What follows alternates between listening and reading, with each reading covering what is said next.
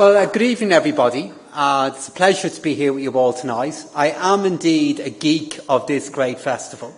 What Joe said a moment ago is very, very true, that for many years, as I looked on you from afar, back home in Dublin Central, I built up a lovely little collection of many volumes of great learning and erudition from speakers at previous MacGill festivals and summer skills.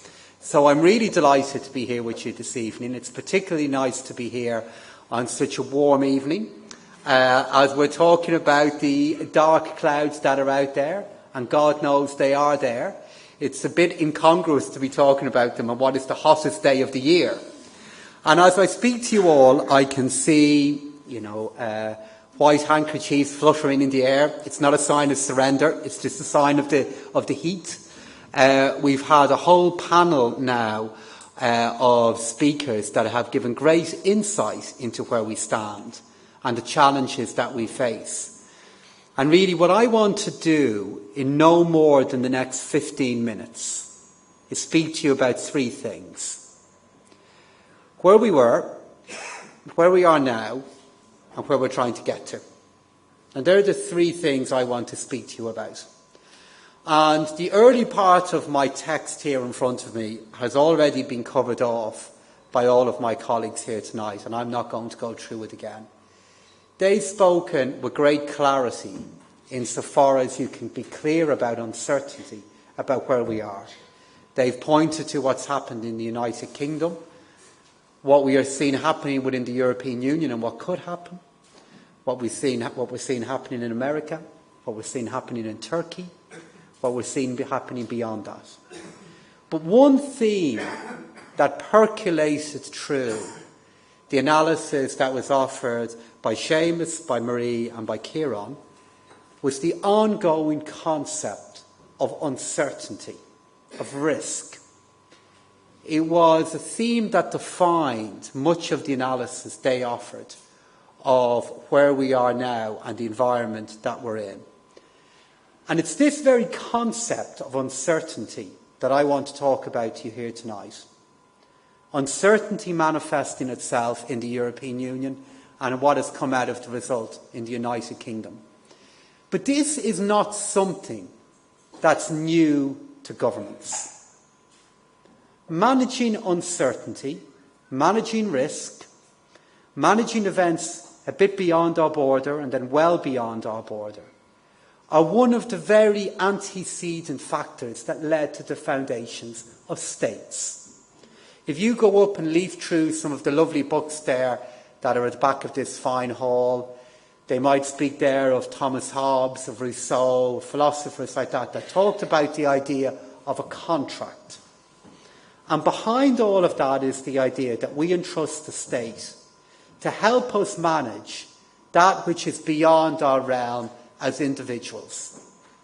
But the ability of states to do that work has now changed radically in the new world that we find ourselves in.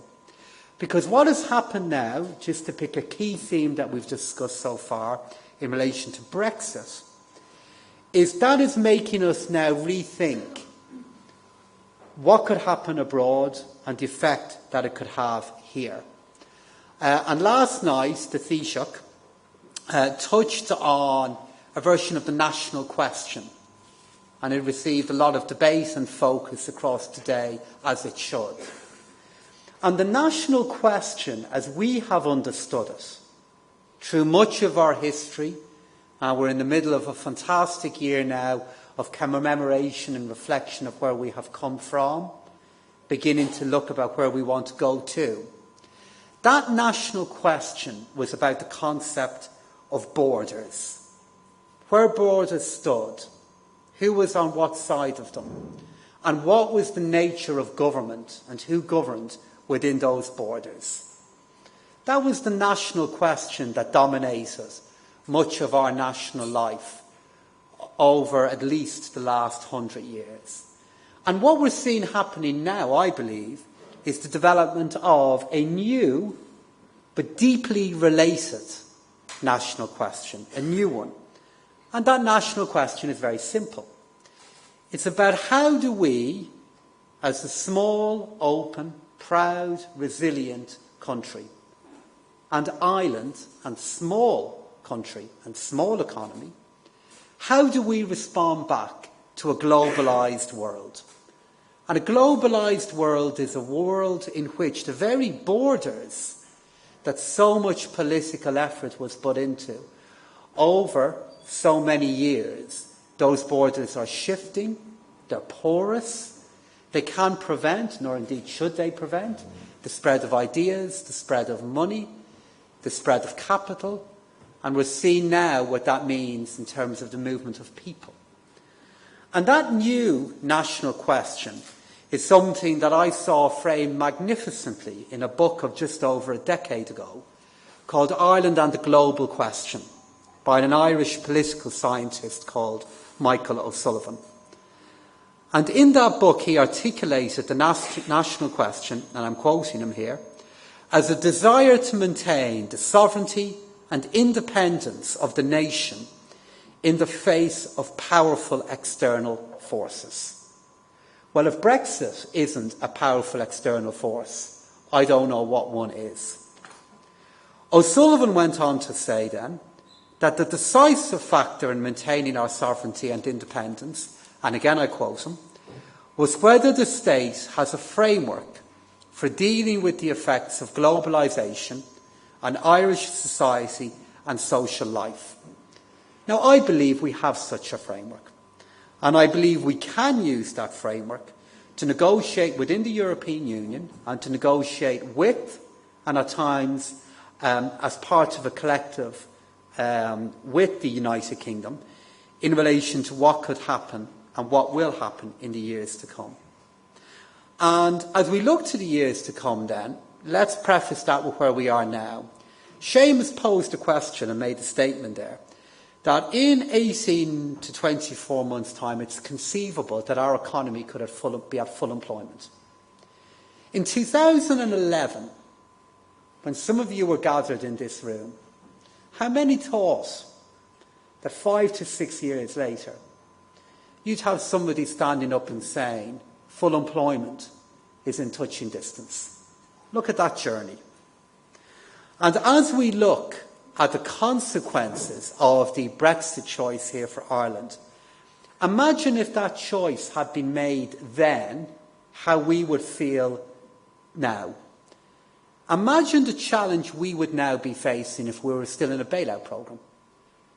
Imagine the challenge that we would be facing in the consequence of the United Kingdom leaving the European Union if we still had to borrow €18 billion per year and no bank and no other country was willing to freely lend it to us. How ill-prepared would we be for the kind of challenges we face now if we still had a national debt of 120% of our national income, an unemployment rate of 15%, and the flights of tens of thousands of our youngest, our brightest and our best abroad, all looking for a better life. That's where we were then.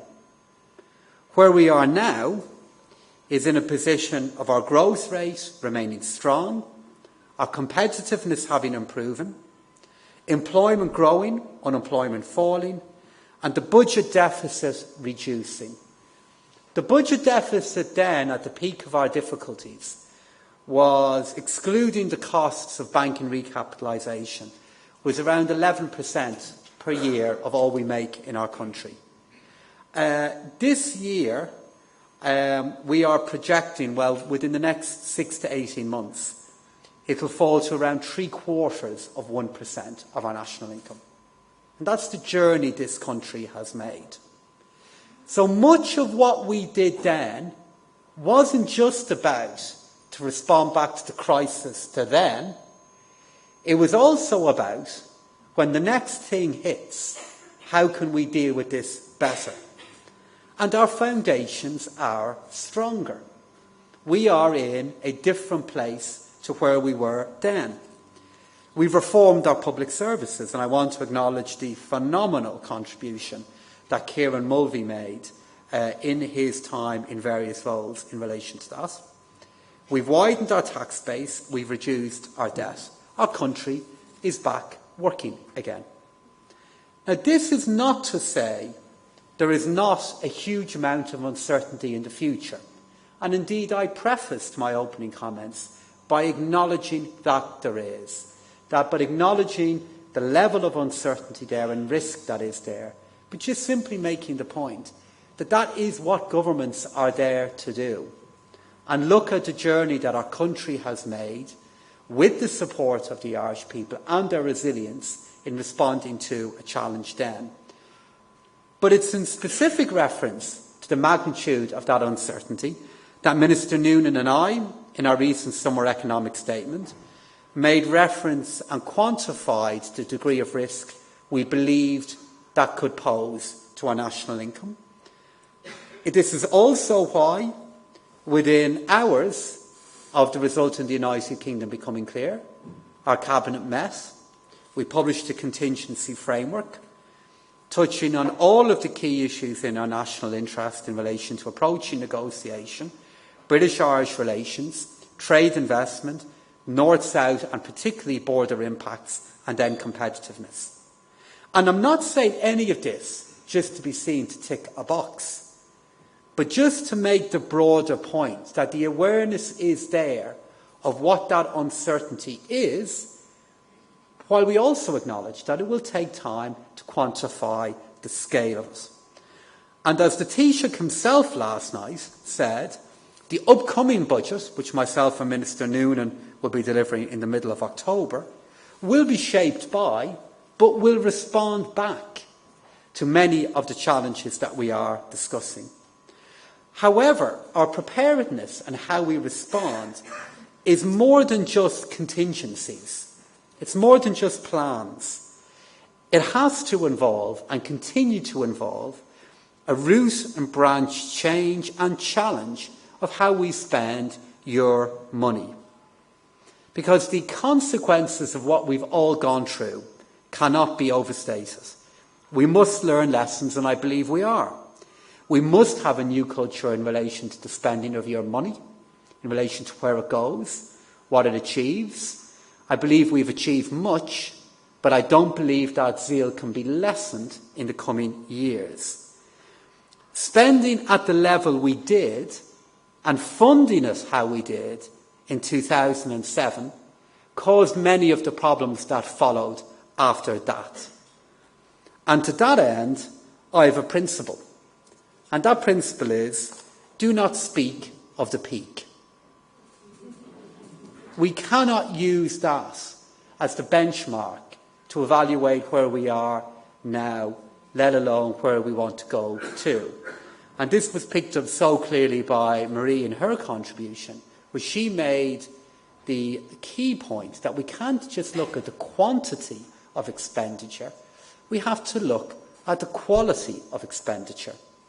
Because the level of expenditure in cash terms that we had in 06, 07, 08, 09 in relation to capital projects was much of it, too much of it was driven by projects that were too expensive then and will be too expensive now. So we will see growth. We will see growth in how we spend money, in the scale of our public services. But accompanying all of this has to be a laser-like focus on improving the workplace and the reward for those who are inside our public services, but we have to do that in a sustainable way. And we must have and will have the same focus on those who depend on our public services. So, in my acknowledgement of Brexit and my description of how we spend money, I hope I made clear that how we engage with the outside world, with what is happening in the UK and beyond, will have a huge effect on where we are now. And some of this has been summed up in an analysis that I read recently of the German writer Ulrich Beck, when he wrote of the might society. What might happen if a crisis strikes? Or what might happen if the financial markets collapse? And that influencing where we are now. The not knowing, he suggested, leads to uncertainty, a collective anxiety that can undermine our efforts to make our lives better. However, I don't believe that small countries need be a victim of this. Indeed, I believe that the opposite may be the case. If you look at the long-term economic performance of small countries, you see in many cases they are at the higher levels of economic and social performance. And an example of this was a report recently published by the Credit Suisse Research Institute entitled "The Success of Small Countries." It measured elements like governance, human development, and the economic volatility of different countries and created a country strength index. And it may interest you to know that 13 of the top 20 leading countries in the world, by those factors, were small states, small countries. Switzerland, Singapore, Hong Kong, Denmark, New Zealand and Ireland. And in their consideration of the factors underlying this performance, the report's authors spoke about the concept of intangible infrastructure, which they defined as a set of factors that develop human capability and permit the easy and efficient growth of business activity. They were talking about issues like the quality of education, the development of business supports, the openness of technology in each country, and not necessarily tangible infrastructure like roads and bridges. But on that note, may I point out how welcome I am to see, which I welcome the development in relation to Munty Boyle Bridge, which I know has been here. And I know it's been an issue for this community for many years. I look forward to seeing that being reopened in September. But that tangible, practical infrastructure, as important as it is, other intangible factors make such a pivotal difference to how countries perform. And Ireland scored very highly on all of those intangible factors. And this is so positive, because these are the factors where our size, our flexibility, and our ability to diversify, the very elements that helped our country make the journey to where we are now, will be so pivotal as we map our way forward now through the next few years.